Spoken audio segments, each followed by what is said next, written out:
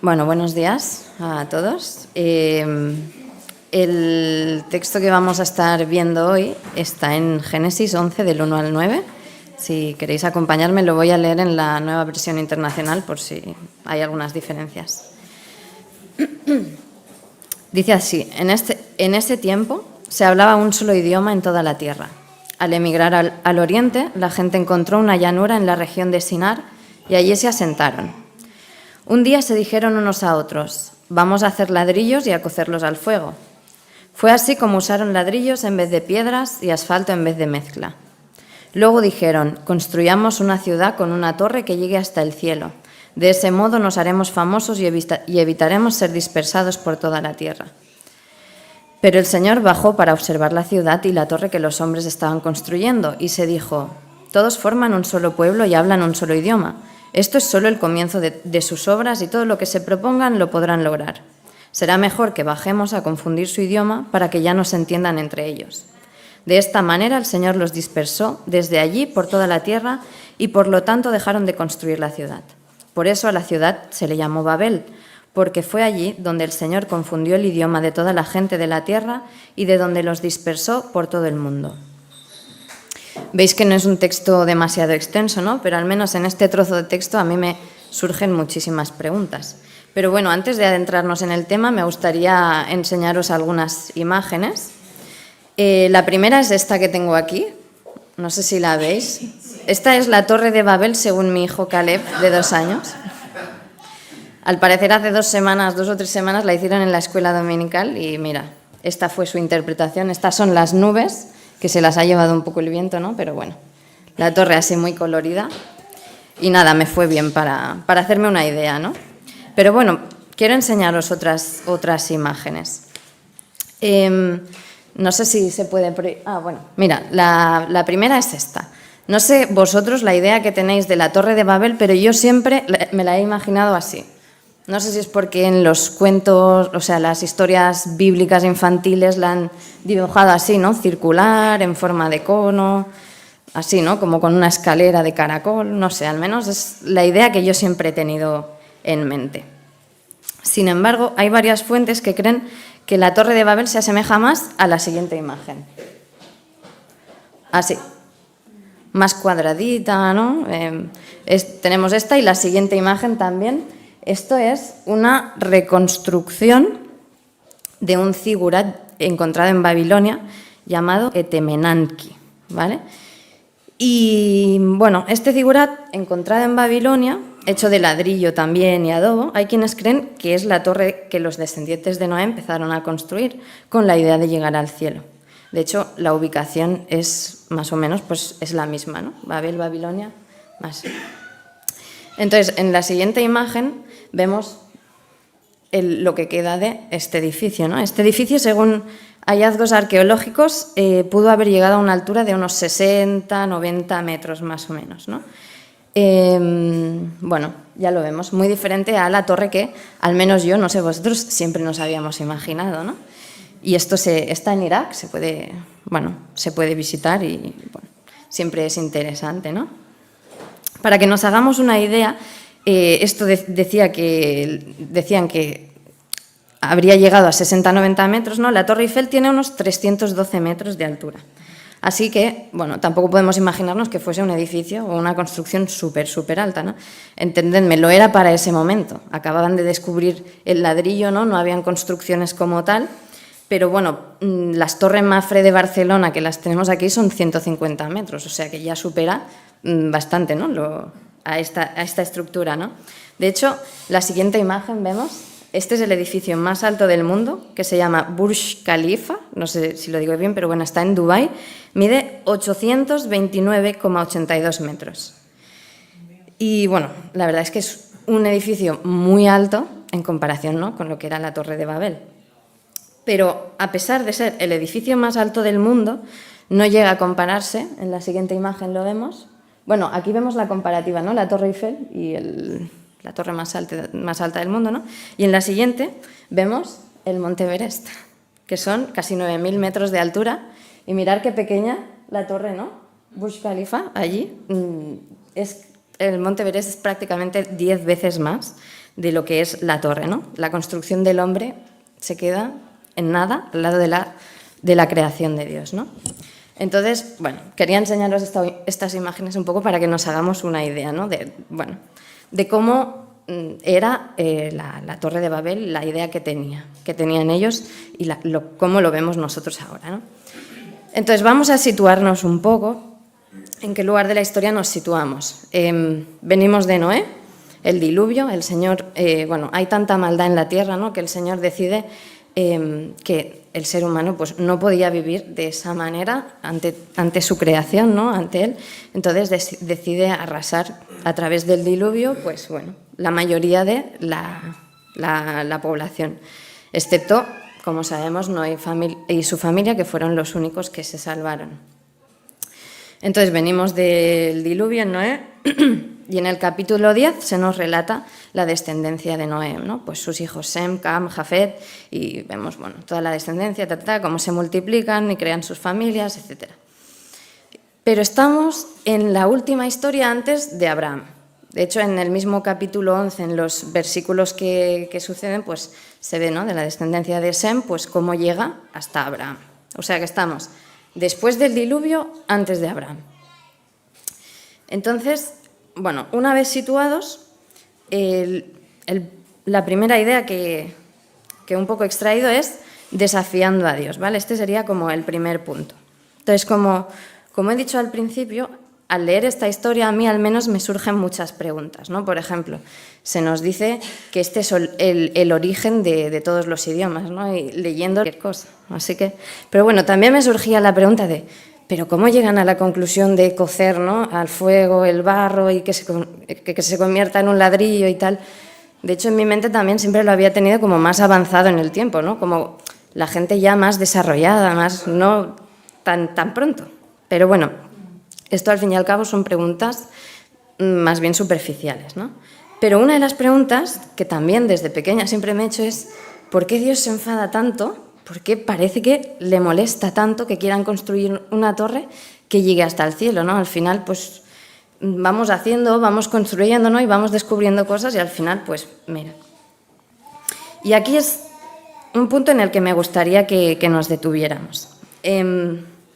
Dice el versículo 4 del pasaje, dice, edifiquemos una ciudad y una torre cuya cúspide llegue al cielo. Ahora lo leo en la Reina Valera, para que también tengamos otra versión. Dice, hagámonos un nombre por si fuéramos esparcidos sobre la faz de la tierra.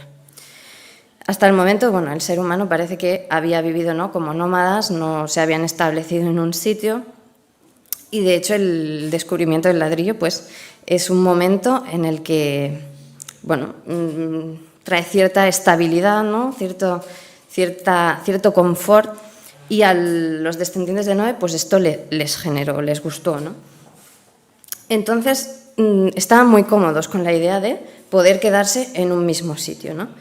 Y aquí hay uno ya de los motivos por los que el Señor decide frustrar sus planes. Si volvemos atrás en la historia, al principio de todo, cuando Dios crea al hombre, leemos en Génesis 1:28, hablando del ser humano, dice, y los bendijo Dios y les dijo, fructificad y multiplicaos.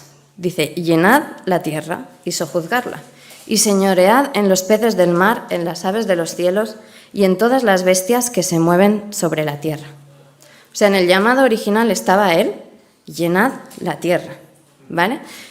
Y no solo aquí en Génesis, en el primer capítulo de Génesis, sino en Génesis 9, dice, bendijo Dios a Noé y a sus hijos, o sea, a ellos mismos, y les dijo, fructificad y multiplicaos y llenad la tierra. No es algo que Dios hubiese dicho al principio de todo, no es algo que Dios hubiese dicho años y años antes del diluvio, años atrás, no. Es que se lo acababa de decir a Noé y a sus hijos, y ellos eran los hijos de Noé, ¿no? De ellos descendían, y no era algo que se hubiese extendido tanto en el tiempo, ¿no? Y aquí vemos cómo, en vez de querer llenar la tierra, lo que quieren es establecerse allí, quedarse viviendo en un mismo lugar y no ser dispersados, precisamente. Decía el texto, ¿no? Construyamos una ciudad con una torre que llegue hasta el cielo, de ese modo nos haremos famosos y evitaremos ser dispersados por toda la tierra, ¿no? o, bueno, en la Reina Valera dice para que evitemos ser dispersados por toda la tierra. Por tanto, estaban desobedeciendo deliberadamente uno de los mandamientos principales que Dios había determinado para el hombre desde el principio y les había recordado ahora en Noé. Y podemos preguntarnos también, ¿tan pronto los descendientes de Noé habían perdido de vista o desechado a Dios, lo que Dios había determinado para ellos, ¿no? Y cuando el ser humano pierde de vista el propósito para el que ha sido, la verdad es que toda la visión que tiene de sí mismo se distorsiona. Y este pueblo estaba haciéndose una imagen de sí mismo totalmente equivocada, que no le correspondía. Si nos damos cuenta, en ningún momento las afirmaciones que hemos leído se menciona a Dios o se le tiene en cuenta, ¿no? Otra vez, construyamos una ciudad que llegue hasta el cielo, así nos haremos famosos, edifiquemos una ciudad cuya cúspide llegue hacia el cielo, ¿no? Y hagámonos un nombre, dice, por si fuéramos esparcidos por la faz de la tierra. Cabría esperar que después del diluvio, después de haber evitado que morir ahogados en el diluvio, ¿no? Pues pensasen en alguna forma de honrar a Dios, ¿no? O de hacer un altar como hizo Noé, de construir algo que les recordase que Dios les había salvado, que Dios estaba allí y que estaba por encima de ellos, que tenía el poder, ¿no? Sin embargo, Dios no aparece por ningún lado, no se menciona. Es más, su propósito es construir una torre tan alta para hacerse famosos en todo el mundo, para hacerse un nombre, ¿no? Y aquí me vuelve a surgir otra pregunta. ¿Para qué querían ser famosos o hacerse un nombre si eran los únicos que había en toda la tierra, ¿no? Y digo, normalmente te quieres hacer famoso para darte a conocer a todo el mundo, ¿no? Pero en este momento no había nadie más, eran ellos, ¿no? Y un poco analizando o estudiando sobre esto, ¿no? La idea es que querían ser grandes, ¿no? Querían dejar un legado, querían ser inmortales, querían que todo el mundo los conociese, ¿no? Ser recordados por haber llegado a lo más alto, haber llegado hasta el cielo. Dice, por si fuéramos esparcidos, por si algún día nos esparcimos, ¿no? Que todo el mundo sepa que nosotros hemos construido algo que llegaba hasta el cielo. Y realmente lo que tenían la intención de hacer era robarle el protagonismo a Dios, ¿no? El lugar que le correspondía a él. Dice hacerse un nombre, la versión de Reina Valera. Y en el principio sabemos que Dios le puso nombre al hombre y a la mujer, ¿no? Puso Adán y Eva.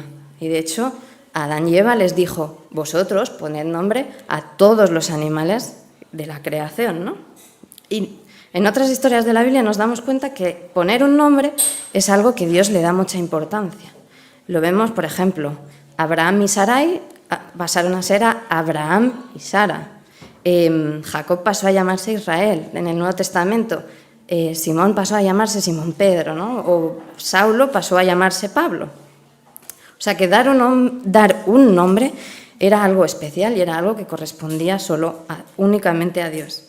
Entonces ya no solo habían desobedecido deliberadamente con el llenad la tierra, que habían decidido establecerse en un solo lugar, sino que ahora mismo estaban asumiendo un papel que solamente Dios podía desempeñar. Entonces vemos que Dios tiene razón, ¿no? al enfadarse tanto o al querer frustrar esos planes, ¿no? Dice un comentarista sobre este texto llamado Atkinson, dice, como ya hemos descubierto antes, en Génesis 1:11 la prerrogativa de hacer un nombre pertenece a Dios. Y como hemos visto en varias ocasiones, el cielo es el lugar de Dios, no el de los seres humanos. Aquí, una vez más, como en el huerto del Edén, o en el caso de Caín y Lamec, o en el matrimonio entre los hijos de Dios y las hijas de los hombres, se superan los límites que Dios ha fijado. Los seres humanos intentan hacerse con lo que no les pertenece y afirmar que esos límites ya no les retienen. Aquí percibimos un rechazo comunitario de la separación necesaria entre lo celestial y lo terrenal. Nuestro pecado humano consiste en que no logramos admitir que Dios es Dios e intentamos, tanto individual como colectivamente, ocupar su lugar. Una historia de miles y miles de años, ¿no? Como la Torre de Babel, que describe la actitud que el ser humano sigue teniendo a día de hoy, ¿no? El creerse Dios. Y hay muchos ejemplos sobre esto, ¿no? Algunos de los que a mí me llaman más la atención, por ejemplo, en referencia a la fecundación in vitro, hay una cosa que se llama el diagnóstico genético preimplantatorio. Esto es que mediante biopsia embrionaria tiene el objeto, ¿no?, de detectar alteraciones genéticas antes de la implantación de embriones humanos. Y bueno, la finalidad más significativa, ¿no?, es como seleccionar los embriones que son sanos e implantar los que no tengan ninguna alteración genética, ¿no? Y decía, la descripción dice también, se puede emplear para seleccionar el sexo, si quieres que sea niño o niña, ¿no?, o eventualmente otras características detectadas según el deseo de los padres. Y aún más llamativo, esto lo escuchaba en la radio hace unas semanas, también sobre la creación de ADN artificial en humanos. Dice, según un experto, decía que de un embrión se podría decidir qué genes transmitir y cuáles no al embrión, ¿no? Pues si yo tengo, no sé, un caso de alopecia en mi familia, ¿no?, pues ese gen no lo quiero para mi hijo, ¿no? O si quiero que tenga los ojos verdes, pues mira, este sí que me apetece, ¿no? No sé si funcionaría así, pero bueno, era un poco la idea que describía, ¿no? O sea, sería como un bebé a la carta, ¿vale? Entonces esto me parecía muy llamativo, ¿no? Porque, bueno, son cosas que jamás hubiese pensado que podríamos controlar.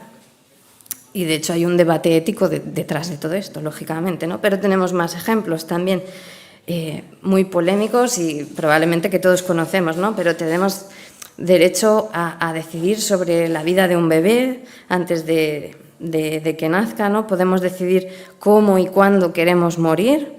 Podemos decidir modificar cualquier parte de nuestro cuerpo si no nos gusta, incluso cambiar el color de piel con el que hemos nacido. Pero bueno, de este caso solo conozco Michael Jackson y no se puede decir que saliera del todo bien.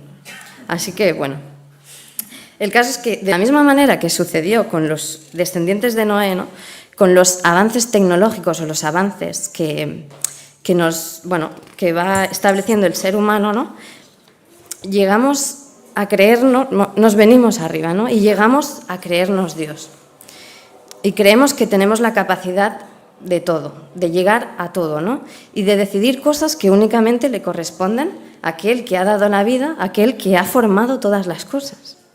O sea, al final todo tiene un propósito y querer ir contra ello, ¿no?, al final es poner en duda lo que Dios ha establecido o lo que Dios ha querido para nosotros. Y de hecho volvemos a Adán y Eva, ¿no? Al final de lo que dudaron es de lo que Dios les había dicho. Y no quiero que parezca que estoy en contra de los avances tecnológicos. O sea, creo que, bueno, los miro con mucho respeto y han servido mucho en la medicina, en todo, ¿no? Pero han dotado al ser humano de la creencia de ser invencibles, ¿no?, de que pueden llegar a todo y de decidir sobre todo, ¿no? Y otra vez, volvemos al pecado original, ¿no?, querer ser como Dios. Entonces, ¿cuál es la respuesta de Dios ante esto? ¿Cómo responde Dios ante esa voluntad de querer ser famosos, de querer hacerse un nombre, de la deliberada desobediencia, ¿no?, de ir en contra del llamado al que habíamos recibido, ¿no? Dice el versículo 5 de este capítulo. Dice, pero el Señor bajó para observar la ciudad y la torre que los hombres estaban construyendo. Y se dijo, todos forman un solo pueblo y hablan un solo idioma.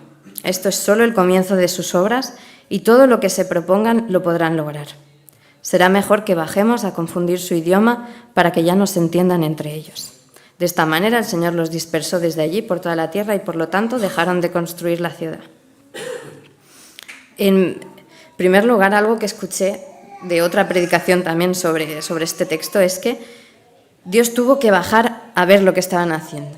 Y es cierto, sabemos que Dios es omnipresente, es omnisciente, en el jardín del Edén también, ¿no? Oye, ¿dónde estáis, Adán y Eva, ¿no? ¿Dónde estáis? ¿Dónde os habéis escondido? ¿No? Aquí también tuvo que bajar. No es que Dios no supiese qué estaba pasando, ¿no? Creo que es una forma también de expresar algo, ¿no? Y aquí lo que escuchaba es que Dios tiene, o sea, el hombre orgulloso, ¿no?, de la torre tan alta que estaba construyendo, que Dios tiene que bajar a ver esa torre porque no la veía desde donde estaba, ¿no? O sea, aquí tenemos ya una lección de que como seres humanos, ¿no?, a veces creemos que lo que estamos haciendo es maravilloso y es súper alto, pero realmente no llegamos a comprender lo pequeñitos que somos y al final lo poco relevante a veces de lo que hacemos.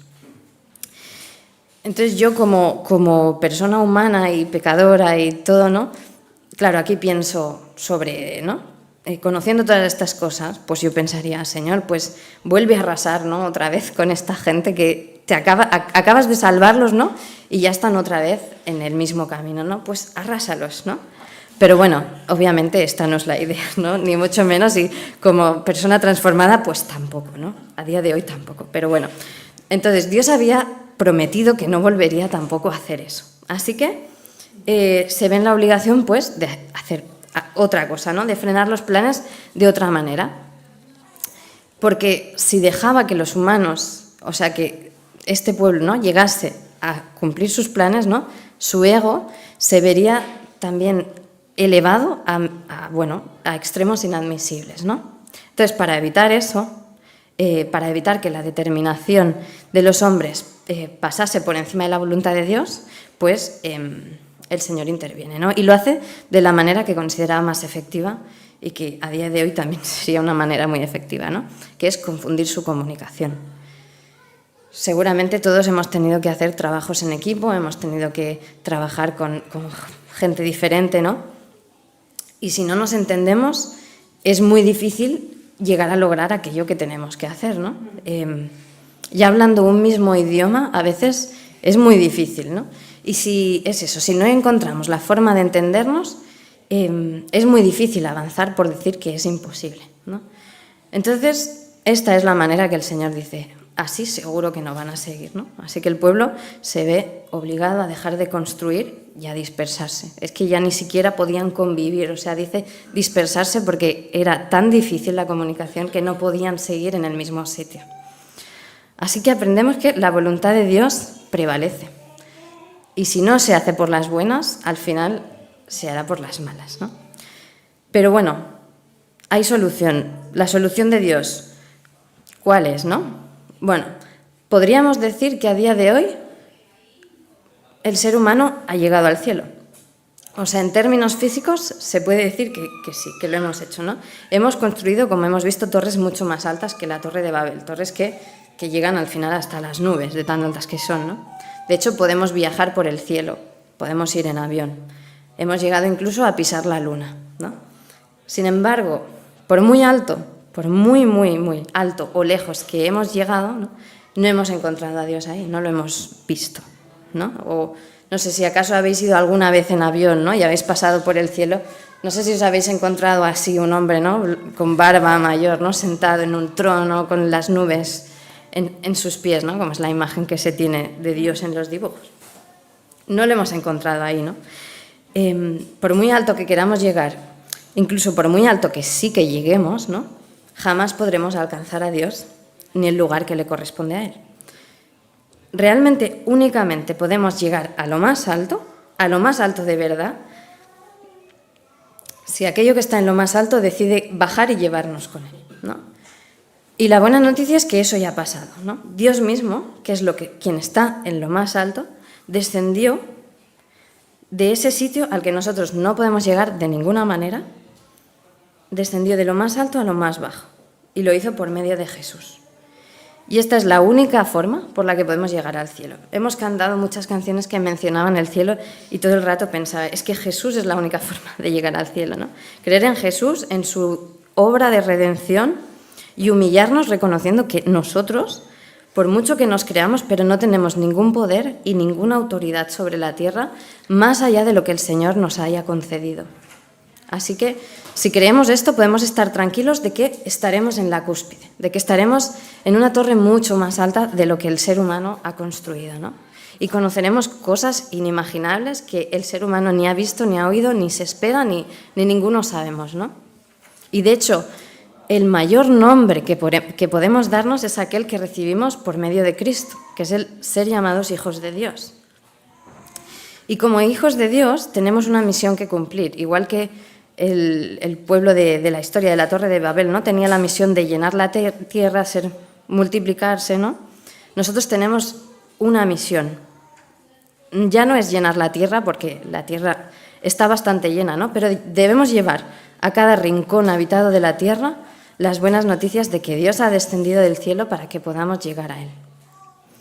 Y curiosamente, esto me hacía, ¿no?, relacionándolo con la historia esta que estamos viendo, ¿no?, pero me hacía pensar en Pentecostés. No sé si alguna vez lo habéis pensado, pero cuando los discípulos y seguidores de Jesús estaban reunidos, ¿no?, allí estaban esperando a que el Señor hiciese algo, se les aparecieron, ¿no?, las lenguas de fuego.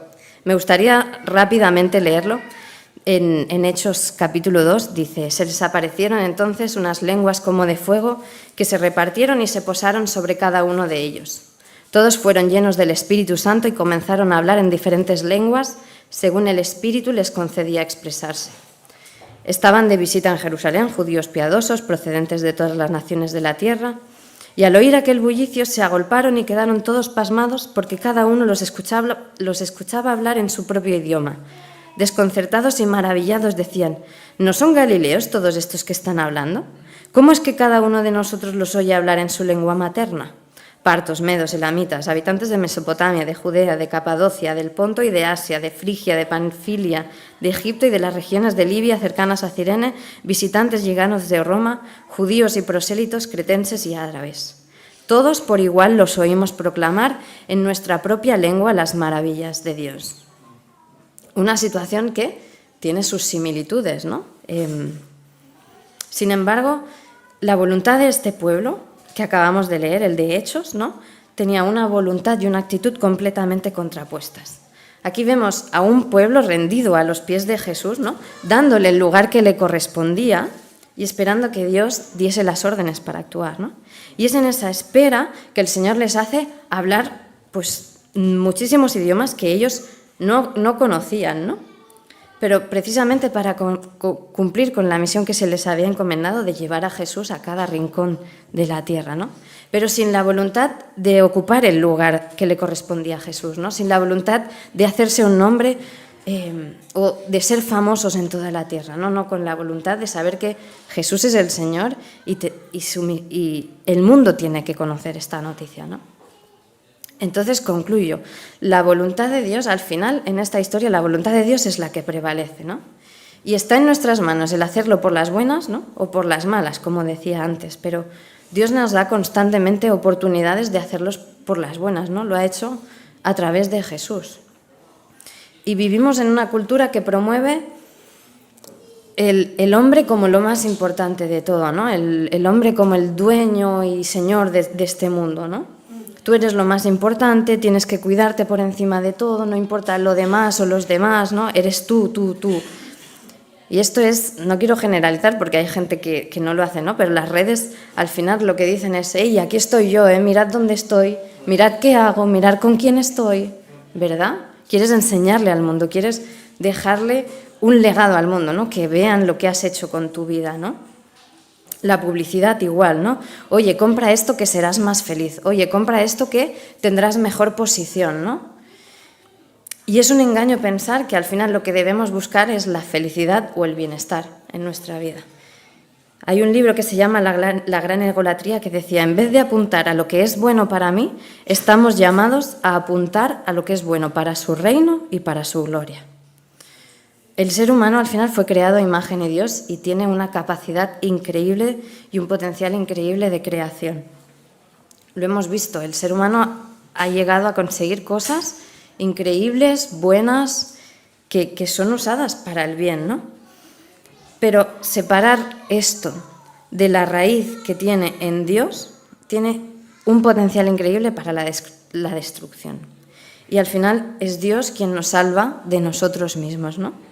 De nuestra vanidad, de nuestra voluntad y empeño de querer ocupar un lugar que no nos corresponde y que honestamente no sabemos gestionar. Como decía antes, solo hay una forma de llegar a lo más alto, que es a través de Jesús, y para ello hay que morir a nosotros mismos, hay que dejar a un lado nuestra persona y nuestros deseos, nuestras aspiraciones, nuestra búsqueda de la felicidad incluso, y buscar cumplir con el propósito que Dios nos ha dado en Cristo. Porque todo el que quiera salvar su vida la perderá, y todo el que pierda su vida por causa de mí la hallará. Amén.